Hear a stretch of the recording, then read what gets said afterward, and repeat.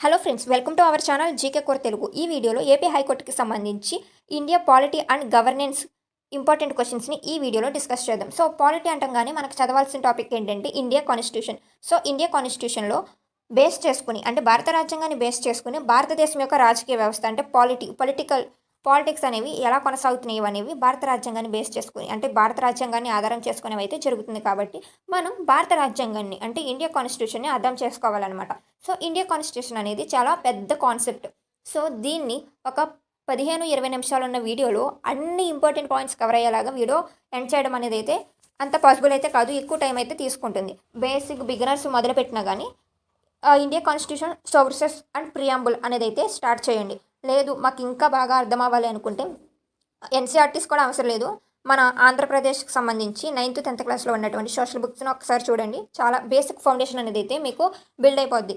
దాని తర్వాత India sources, preamble ఇలా స్టార్ట్ చేయండి. సో నేను బిగినర్స్కి ఉపయోగపడే విధంగానే సో ఇక్కడ నేను ప్రియాంబుల్ అండ్ ఇండియా కాన్స్టిట్యూషన్ యొక్క సోర్సెస్ అనేవి అయితే స్టార్ట్ చేస్తున్నాను అనమాట. ఈ వీడియోలో ఇండియా కాన్స్టిట్యూషన్ యొక్క సోర్స్ అండ్ ప్రియాంబుల్కి ఇంపార్టెంట్ పాయింట్స్ అన్ని కవర్ అయ్యే విధంగా ఈ బిట్స్ని అయితే నేను ఎక్స్ప్లెయిన్ చేస్తాను. సో వీడియోని స్కిప్ చేయకుండా చివరి వరకు చూడడానికి ప్రయత్నించండి. అండ్ చూసే ప్రతి ఒక్కరు ఒక చిన్న లైక్ చేసి మొదటిసారి ఎవరైనా ఈ వీడియోని చూస్తున్నట్లయితే ఛానల్ అయితే సబ్స్క్రైబ్ అయితే చేసుకోండి. ఈ ఛానల్ ద్వారా మీ ప్రతి కాంపిటేటివ్ ఎగ్జామ్స్ కూడా ఉపయోగపడే విధంగా జనరల్ అవేర్నెస్ సెక్షన్కి సంబంధించి ప్రతి సబ్జెక్ట్కి ఇంపార్టెంట్ అయినటువంటి ఆల్ టాపిక్స్ని ప్రీవియస్ ఇయర్లో అడిగినటువంటి క్వశ్చన్స్ని కాన్సెప్ట్ని మొత్తం ఎక్స్ప్లెయిన్ చేసి ఈ ఛానల్ ద్వారా అయితే మీకు అందించడం అయితే జరుగుతుంది. సో సబ్స్క్రైబ్ అయితే చేసుకుని మీ సపోర్ట్ అయితే అందించాలని కోరుకుంటున్నాం. ఫస్ట్ క్వశ్చన్ చూడండి, భారత రాజ్యాంగం ముసాయిదా రూపకల్పన సంస్థ ఏది? సో ఇక్కడ ముసాయిదా రూపకల్పన సంస్థ ఏది అని అయితే అడుగుతున్నారు. సో అంటే భారత రాజ్యాంగాన్ని నిర్మించడానికి అప్పట్లో మన దేశంలో ఉన్నటువంటి కొంతమంది ప్రముఖులైతే ఒక కమిటీని నిర్మించారనమాట. ఆ కమిటీని నిర్మించినటువంటి సంస్థ ఏది అనంటే రాజ్యాంగ పరిషత్తు అనేటువంటి సంస్థ ఈ ముసాయిదా కమిటీని అయితే ఏర్పాటు చేసింది రాజ్యాంగాన్ని నిర్మించడం కోసం. దీన్ని 1946లో అయితే నిర్మించారండి ఈ సంస్థ అనేది. సో 1946 ఇక్కడ కామన్గా వచ్చే డౌట్ ఏంటంటే మనకు అసలు స్వతంత్రం వచ్చిందే 1947లో కదా, ఇది 46లో ఎలా స్టార్ట్ అయింది అని అయితే అనుకుంటారు. 1946 సంవత్సరంలోనే బ్రిటిష్ ప్రభుత్వం అనేది భారతదేశాన్ని వదలడానికి వాళ్ళు క్యాబినెట్ మిషన్ అయితే పంపించారు. అప్పటికి ఏం చేసిందంటే ముందస్తు ప్రణాళికగా భారత రాజ్యాంగాన్ని నిర్మించడానికి ఒక ఏర్పాటు అనేది అయితే జరిగింది. అది కూడా డిసెంబర్లో అయితే జరిగిందనమాట. 1946లో మొదటి సమావేశం అయితే జరిగింది. అప్పుడు ఈ సంస్థ అనేది అయితే ఏర్పాటు చేయడం అనేది అయితే జరిగిందనమాట. ఈ భారత రాజ్యాంగాన్ని నిర్మించడానికి 2 సంవత్సరాల 11 నెలల 18 రోజులైతే పట్టింది. 2 సంవత్సరాల 11 నెలల 18 రోజులైతే సమయం పట్టింది. నెక్స్ట్ క్వశ్చన్, భారత రాజ్యాంగం ఎప్పుడు దత్తత అంటే ఆమోదించబడింది అన్నదైతే క్వశ్చన్. సో దీన్ని ఎప్పుడు ఆమోదించారంటే భారత రాజ్యాంగంగా అంటే ఈ డ్రాఫ్టింగ్ కమిటీ నిర్మించినటువంటి ఆ గ్రంథాన్ని అది భారత రాజ్యాంగం అని ఎప్పుడు ఆమోదించారంటే నవంబర్ 26, 1949లో దీన్ని ఆమోదించారు. దీన్ని కాన్స్టిట్యూషనల్ డేగా కూడా జరుపుకుంటారనమాట. ఈ తేదీని కాన్స్టిట్యూషనల్ డేగా కూడా అయితే జరుపుతారు. భారత రాజ్యాంగం అమల్లోకి వచ్చిన తేదీ సో ఆమోదం పొందింది. భారత రాజ్యాంగాన్ని నిర్మించారు, దాన్ని ఆమోదం కూడా ఇచ్చారు భారత రాజ్యాంగంగా. మరి ఎప్పటి నుండి ఇంప్లిమెంట్ చేశారు, ఎప్పుడు అమల్లోకి వచ్చింది అంటే జనవరి 26, 1950 ఈ రోజునే గణతంత్ర దినోత్సవం రిపబ్లిక్ డేగా అయితే సందర్భించుకుని ప్రతి సంవత్సరం అయితే జరుగుతుంది మన భారతదేశంలో. పూర్ణ స్వరాజ్ డే అని కూడా పిలుస్తారు. భారత రాజ్యాంగం తన అధికారాన్ని ఎవరి నుండి పొందింది? సో ఇక్కడ ఆన్సర్ ఏంటంటే భారత ప్రజలు అనమాట. ఇది ప్రియాంబుల్కి సంబంధించినటువంటి క్వశ్చన్. ఈ పీఠికలో ఏముంటుంది అంటే ద పీపుల్ ఆఫ్ ఇండియా, మేము భారతీయ ప్రజలము అని ఒక లైన్ అయితే ఉంటుందన్నమాట. అంటే దాని అర్థం అధికార మూలం ప్రజలే అని, అంటే అధికార మూలం ప్రజలే అని అయితే ఉంటుంది. సో భారత రాజ్యాంగం తన అధికారాన్ని ఎవరి నుండి పొందింది అంటే భారతదేశ ప్రజల నుండి. మనదేంటి ప్రజాస్వామ్య ప్రభుత్వం కదా. ప్రజాస్వామ్యం అంటే ఏంటి, మనకు నచ్చినటువంటి నాయకుడిని మనమే ఎన్నుకుంటాం. ప్రజల చేత ప్రజల కొరకు ప్రజలే ఎన్నుకోబడినటువంటి ప్రభుత్వాన్ని ప్రజాస్వామ్య ప్రభుత్వం అంటారు. ఇప్పుడు అధికారం ఎవరి నుండి పొందింది? ప్రజల నుండే, కాబట్టి భారత ప్రజలు అనమాట. ఇది ప్రియాంబుల్లో అయితే ఉంటుంది. ఎక్కడ ఉంటుంది అన్నది క్వశ్చన్ వస్తే పీఠిక, ప్రియాంబుల్ అంటే తెలుగులో పీఠిక, ఇది కూడా గుర్తుపెట్టుకోండి. సో ఇక్కడ ఈ కాన్స్టిట్యూషన్ అంటే భారత రాజ్యాంగాన్ని చదివినప్పుడు ఏంటంటే అయితే తెలుగు పదాలన్నా గుర్తుపెట్టుకోండి. కీవర్డ్స్ చాలా అంటే చాలా ఇంపార్టెంట్. లేదు అని అంటే ఇంగ్లీష్ పదాలన్నా గుర్తుపెట్టుకోండి. మీకు ఏ ప్రాబ్లం లేదు, క్వశ్చన్ పేపర్ తెలుగు అండ్ ఇంగ్లీష్లో కూడా ఉంటుంది. అది కాకపోతే ఇది చూడండి, లేదంటే 2 పదాలను గుర్తుపెట్టుకోవడానికి ట్రై చేయండి. నెక్స్ట్, భారత రాజ్యాంగంపై ఎక్కువ ప్రభావం చూపినటువంటి చట్టం ఏది? ఎక్కువ ప్రభావం చూపినటువంటి చట్టం భారత రాజ్యాంగంపై అంటే 1935 భారత ప్రభుత్వ చట్టం. సో 1935 ఇండిపెండెంట్ యాక్ట్ అనేటువంటి ఒక చట్టం అనమాట.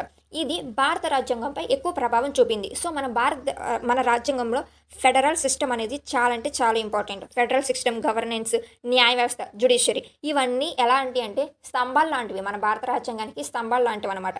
సో ఇవి 1935లో జరిగినటువంటి ఈ చట్టం నుండి తీసుకోవడం అనేది అయితే జరిగింది. యూకే నుండి తీసుకున్నది ఏది అంటే మన భారత రాజ్యాంగంలో కొన్ని వేరే దేశాల నుండి బారో చేసుకున్నాం అనమాట. సో కొన్ని పద్ధతులు అనేవి యూకే నుండి తీసుకున్నది ఏది అని అంటే పార్లమెంటరీ ప్రభుత్వం. ఓన్లీ పార్లమెంటరీ ప్రభుత్వాన్నే కాదు, క్యాబినెట్ వ్యవస్థను, ఏక పౌరసత్వాన్ని కూడా దీని నుండి తీసుకోవడం అయితే జరిగింది. పార్లమెంటరీ వ్యవస్థ, క్యాబినెట్ వ్యవస్థ, ఏక పౌరసత్వ వ్యవస్థను కూడా మనం యూకే నుండి అయితే తీసుకున్నాం. నెక్స్ట్ యూఎస్ఏ నుండి తీసుకున్నది ఏంటి? సో యూఎస్ఏ నుండి మనం బారో చేసినవి ఏంటంటే మౌలిక హక్కులు, fundamental rights, judicial review, independence of జ్యుడిషియరీని కూడా మనం యూఎస్ఏ నుండి అయితే తీసుకోవడం జరిగింది. సో అవి కూడా పెట్టుకోండి. Judicial review and independence of జ్యుడిషియరీని కూడా యూఎస్ఏ నుండి తీసుకున్నాం. నెక్స్ట్ ఐర్లాండ్ నుండి తీసుకున్నది ఏది అంటే డిపిఎస్సి. ఈ డిపిఎస్సి అంటే డైరెక్టివ్ ప్రిన్సిపల్స్ ఆఫ్ స్టేట్ పాలసీస్ని అయితే మనం తీసుకున్నాం. దీన్ని సింపుల్గా డిపిఎస్పి అని అయితే పిలుస్తారు. అంటే రాష్ట్ర విధాన నిర్దేశక సూత్రాలు అనమాట. దీన్ని ఐర్లాండ్ నుండి అయితే తీసుకున్నారు. ఐర్లాండ్ నుండి తీసుకునేది ఇది ఒక్కటి మాత్రమే. సో డిపిఎస్పిని ఈ ఐర్లాండ్ నుండి అయితే తీసుకున్నాం. దీన్ని ఒక్కదాన్ని తీసుకున్నాం. అండ్ ఇంత యూఎస్ఏ గురించి మాట్లాడాం కదా, దాంట్లో ఒకటి మర్చిపోయాను, ప్రియాంబిల్ను కూడా మనం యూఎస్ఏ నుండి తీసుకున్నాం. ఈ పీఠిక అనేటువంటి అంశాన్ని మనం తీసుకున్నది యూఎస్ఏ నుండి. నెక్స్ట్ కెనడా నుండి తీసుకున్నది ఏదంటే బలమైన కేంద్రం అంటే స్ట్రాంగ్ సెంటర్ ప్లస్ రెసిడ్యువల్ పవర్స్ని కూడా అయితే తీసుకోవడం జరిగింది. రెసిడ్యువల్ పవర్స్ని కూడా మనం కెనడా నుండి అయితే తీసుకోవడం అయితే జరిగింది. ఫ్రాన్స్ నుండి తీసుకున్నవి ఏవి అంటే ఆప్షన్ బి స్వేచ్ఛ, సమానత్వం, సోభ్రాతృత్వం. యుఎస్ఎస్ఆర్ నుండి తీసుకున్నది ఏది అంటే ఇప్పుడు ప్రస్తుతం రష్యా అని మాట్లాడుతున్నాం కదా, ఈ రష్యా నుండి మనం ఏం తీసుకున్నామంటే ప్రాథమిక విధులు, ఫండమెంటల్ డ్యూటీస్ని రష్యా నుండి అయితే తీసుకోవడం అయితే జరిగింది. ఆస్ట్రేలియా నుండి తీసుకున్నది ఏది? ఆస్ట్రేలియా నుండి ఉమ్మడి జాబితాను అయితే తీసుకున్నాం అనమాట. కాంకరెంట్ లిస్ట్, జాయింట్ సిట్టింగ్ని అయితే తీసుకోవడం అయితే. Next Germany. వైమర్ నుండి తీసుకున్నది ఏది? వైమర్ అంటే జర్మనీలో. దీని నుండి తీసుకున్నది ఏది అంటే అత్యవసర సమయంలో హక్కులను సస్పెండ్ చేయడం అంటే ఈ ఎమర్జెన్సీ సమయంలో హక్కులను నిలిపివేయడం అనే దాన్ని జర్మనీ నుండి అయితే తీసుకున్నారనమాట. అసలు భారత రాజ్యాంగంలో వ్యాసాల సంఖ్య అంటే ఆర్టికల్స్ సంఖ్య ఎంత? ఇక్కడ క్వశ్చన్ ఏమడుగుతున్నాడు, అసలు అంటే స్టార్ట్ చేసినప్పుడు భారత రాజ్యాంగాన్ని ఆమోదించినప్పుడు ఎన్ని ఆర్టికల్స్ అనేవి ఉన్నాయి అనేది అయితే క్వశ్చన్ అనమాట. ఒకవేళ తెలుగులో ఇలా క్వశ్చన్ అర్థం కాకపోతే మీకు ఇంగ్లీష్లో ఉంటుంది, అప్పుడు చూడండి. సో అప్పుడు ఒరిజినల్ అనో లేకపోతే స్టార్టింగ్ అనో ఆ పదం కనిపించినప్పుడు చూడండి. స్టార్టింగ్లో 395 ఆర్టికల్స్ అనేవి అయితే ఉన్నాయి. తర్వాత కాలక్రమేణా అమెండ్స్మెంట్ వల్ల అంటే కొన్ని సవరణల ద్వారా ఈ ఆర్టికల్స్ సంఖ్య అనేది అయితే పెరిగింది. ఇప్పుడు ప్రస్తుతం ఎన్ని ఉన్నాయంటే 448 ప్లస్ ఆర్టికల్స్ అనేవి అయితే ఉన్నాయి. నెక్స్ట్ అసలు రాజ్యాంగంలో షెడ్యూల్ సంఖ్య ఎంత? అసలు రాజ్యాంగంలో అంటే స్టార్ట్ చేసినప్పుడు ఒరిజినల్గా షెడ్యూల్ సంఖ్య ఎంత అంటే 8 ఉండేవి. తర్వాత ఏంటో అవి కూడా అమెండ్స్మెంట్ వల్ల కొన్ని సవరణల వల్ల ఇప్పుడు ప్రస్తుతం 12 షెడ్యూల్స్ అయితే ఉన్నాయన్నమాట. ఈ 12 షెడ్యూల్ని చాలా సింపుల్గా ఎలా గుర్తుపెట్టుకోవాలని ఆల్రెడీ వీడియో చేసి ఛానల్లో ఉంది. ఒక్కసారి ఆ వీడియో లింక్ అనేది నేను ఈ వీడియో పిన్నెడ్ కామెంట్లో అనేది మెన్షన్ చేస్తాను. ఇంట్రెస్ట్ ఉంటే చూడండి. అన్ని షెడ్యూల్స్ని టియర్స్ ఆఫ్ వరల్డ్ పిఎం అని ఒక సింగిల్ కోల్లో గుర్తుపెట్టుకోవచ్చు. ఒక్కసారి గుర్తుండిపోతాయి షెడ్యూల్స్ అనేవి. పీఠిక యొక్క మూలం ఏది? సో దీని యొక్క మూలం ఏంటంటే నెహ్రూ యొక్క లక్ష్యాల తీర్మానం. అంటే 1946లో ఈ జవహర్లాల్ నెహ్రూ గారు ఇచ్చినటువంటి ఆబ్జెక్టివ్స్ రిజల్యూషన్ అంటే లక్ష్యాల తీర్మానం ఆధారంగా ఈ పీఠిక అనేది అయితే రూపొందించబడింది. అండ్ నెక్స్ట్ పీఠిక రాజ్యాంగంలో భాగమా? ఈ పీఠిక అనేది రాజ్యాంగంలో భాగమా అనేది అయితే క్వశ్చన్. సో ఆన్సర్ అవును. ఎందుకంటే కేశవానంద భారతి కేసులో సుప్రీంకోర్టు పీఠిక రాజ్యాంగంలో ఒక భాగం అనేది తీర్పు ఇచ్చింది. ఎవరి కేసు అంటే కేశవానంద భారతి.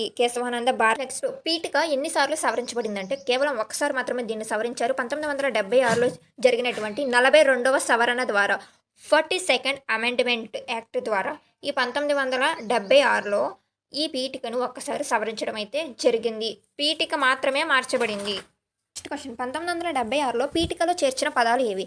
సో ఈ పీఠికను అనేది కేవలం ఒకసారి సవరించారని ఇప్పుడే మాట్లాడుకున్నాం కదా.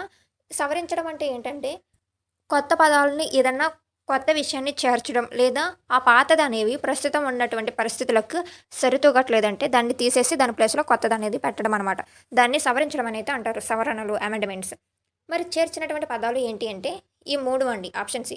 సామ్యవాద, లౌకిక, సమగ్రత అనేటువంటి 3 పదాలని 42వ సవరణ ద్వారా అయితే యాడ్ చేశారనమాట. Socialist, secular, integrity. ఈ సార్వభౌమ అనే పదానికి అర్థం ఏమిటి అని అంటే స్వతంత్ర దేశం అని అయితే అర్థం అనమాట. అంటే భారతదేశం ఏ విదేశీ దేశానికి లోబడదు, ఏ విదేశానికైతే లోబడదు, ఇది పూర్తిగా స్వేచ్ఛగా అయితే ఉంది అన్న అర్థం అనమాట ఈ సార్వభౌమ అన్న పదానికి. సామ్యవాద అంటే అర్థం ఏమిటి అని అంటే అసమానతలను తగ్గించడం అంటే ప్రభుత్వం పేద ధనిక మధ్య తేడాలను తగ్గించడానికి పనిచేస్తుంది అనేటువంటి అర్థమైతే వస్తుంది ఈ సామ్యవాదం అనేటువంటి పదానికి. లౌకిక అంటే అర్థం ఏమిటి అని అంటే అన్ని మతాలకు సమాన గౌరవం అనేది. అంటే భారతదేశం అనేది ఏ మతాన్ని ప్రోత్సహించదు, కానీ అన్ని మతాల్ని సమానంగా చూస్తుంది. ఏ మతం ఎక్కువ తక్కువ అనే అభిప్రాయాలు అనేవి ఉండవు. సో ఇది నిరపేక్షగా అయితే ఉంటుంది మతం విషయంలో. అందుకే దీనికి లౌకిక అనేది పేరు పెట్టారనమాట. దీని అయితే అర్థమైతే ఇది. ప్రజాస్వామ్యం అంటే ఏంటి? దీన్ని డెమోక్రసీ అంటారు. సో ప్రజలచే ఎన్నుకోబడిన ప్రభుత్వం, ప్రజల చేత ప్రజల కొరకు ప్రజలే ఎన్నుకున్నటువంటి ప్రభుత్వాన్ని ప్రజాస్వామ్య ప్రభుత్వం అంటారు. తంత్ర అంటే అర్థం ఏమిటంటే ఎన్నికైన రాష్ట్రపతి అనమాట. సో దేశానికి ఎన్నికైన రాష్ట్రపతి అనేటువంటి వ్యక్తి అనేది ఎన్నిక ద్వారా వస్తాడు, కానీ రాజు అనేవాడు ఉండడు. వీటికలో న్యాయం ఎన్ని రకాలుగా ఉంటుంది అంటే 3 రకాలుగా అయితే ఉంటుంది. సామాజిక, ఆర్థిక మరియు రాజకీయ న్యాయం అని 3 రకాలైనటువంటి న్యాయాలు ఉంటాయి. సామాజిక, ఆర్థిక, రాజకీయ న్యాయం. స్వేచ్ఛలో ఉండే అంశాలు ఏవి? పీఠికలోని స్వేచ్ఛలో ఉండేటువంటి అంశాలు ఏవంటే ఆలోచన, భావ ప్రకటన, విశ్వాసం, నమ్మకం, ఆరాధన అంటే వ్యక్తికి అన్ని రకాల వ్యక్తిగత స్వేచ్ఛలు అనేది ఇది ఇస్తుంది అనమాట. ఆలోచించుకోవడం మనకు ఉన్నటువంటి స్వేచ్ఛ, భావ ప్రకటన మనకున్నటువంటి ఆలోచనలు వ్యక్తం చేయడం, మన విశ్వాసం, నమ్మకం, ఆరాధన అంటే ఏ మతాన్ని ఎన్నుకోవడం, ఇవన్నీ కూడా మన స్వేచ్ఛ. ఏ మతాన్ని పూజించాలి ఇవన్నీ కూడా మన ఇష్టం అనమాట. ఏ పని చేయాలి, ఎలా ఉండాలి అది, కానీ సమాజానికి నష్టం కలిగించకుండా.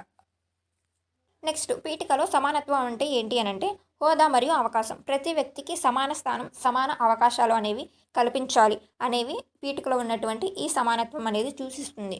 నెక్స్ట్ సౌభ్రాతృత్వం అంటే ఏమిటి అని అంటే సోదర భావం అనమాట. అందరూ కలిసిమెలిసి జీవించడం, ఐక్యత అనేది పెంపొందించుకోవడం అనేది అయితే అర్థం అనమాట. సో అంటే మన భారతదేశంలో చాలా రకాల కుల మత ప్రజలు అనే వాళ్ళు అయితే ఉన్నారు. వాళ్ళ మధ్య ఎటువంటి భేదాలు లేకుండా మన రంగు వేరైనా, జాతి వేరైనా, మన కులం వేరైనా అందరూ కలిసిమెలిసి అన్నదమ్ముల్లా జీవించాలి అన్నటువంటి సోదరభావం కలిగినటువంటి అర్థమే ఈ సౌభ్రాతృత్వం అంటే. నెక్స్ట్ బెరుబారి యూనియన్ కేసు 1960లో అయితే జరిగింది ఇది. దీని ప్రకారం పీఠిక హోదా ఏమిటి? సో ఈ కేసు ప్రకారం పీఠికకి ఉన్నటువంటి హోదా ఏంటి అప్పటికేనంటే ఇది రాజ్యాంగంలో భాగం కాదనైతే ఈ కేసు చెప్పిందనమాట. ఈ కేసు చెప్పిన తర్వాత మళ్ళీ కేశవానంద కేసు గురించి మాట్లాడాం కదా. ఈ కేశవానంద కేసు ఏం చేసిందంటే పీఠిక కూడా రాజ్యాంగంలో భాగమే, కానీ ప్రాథమిక వ్యవస్థనైతే ఎవరు టచ్ కూడా చేయలేరు. సో పీఠికలో కూడా మార్చడానికైతే ఛాన్స్ ఉంటుంది, కానీ ఈ ప్రాథమిక వ్యవస్థను మార్చేటువంటి అధికారం ఎవరికి లేదనైతే ఆ కేసుతో తేల్చైతే చెప్పేసింది.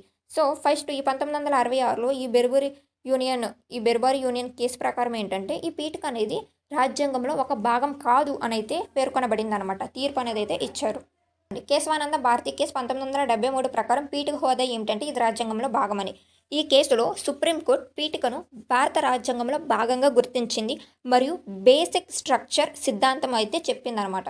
సో ఈ కేసు ద్వారా అంటే ఈ కేశవానంద భారతి కేసు వర్సెస్ ఈ దేనికి సంబంధించింది కేరళ రాష్ట్రానికి, అది కూడా ఇంపార్టెంట్ గుర్తుపెట్టుకోండి. సో ఏది వదలడానికి అయితే వీలు లేదు, అన్ని చదవాల్సి అయితే ఉంటుంది ఆ విషయాలను అయితే. సో క్లియర్గా అయితే చదువుకోండి. అండ్ అంతేకాకుండా రీజనింగ్ వైపు కూడా కొంచెం ప్రాక్టీస్ అనేది అయితే చేయండి. నిజం చెప్పుకోవాలంటే జీకే మనకి 100% అటెంప్ట్ చేయగలమో లేదో చెప్పలేం, ఎందుకంటే క్వశ్చన్ ఎలా వస్తుందో మనం ఆలోచించలేం కాబట్టి. బట్ రీజనింగ్లో మాత్రం మీరు model నేర్చుకున్నారంటే as it is away మోడల్లో అయితే వస్తాయి. రీజనింగ్లో మీకు 40 మార్క్స్కి ఇస్తున్నాడు కాబట్టి 40 మార్క్స్ మీరు అటెంప్ట్ చేయడానికి ట్రై చేయండి. ఫస్ట్ ఏదో టాపిక్ ఉంది ఈ సిలబస్లో మెన్షన్ చేసిన విధంగా. ఏందా టాపిక్? సిట్టింగ్ అరేంజ్మెంట్ అనేది ఉంది. ఈ సిట్టింగ్ అరేంజ్మెంట్ రీజనింగ్లో చాలా ఈజీ టాపిక్.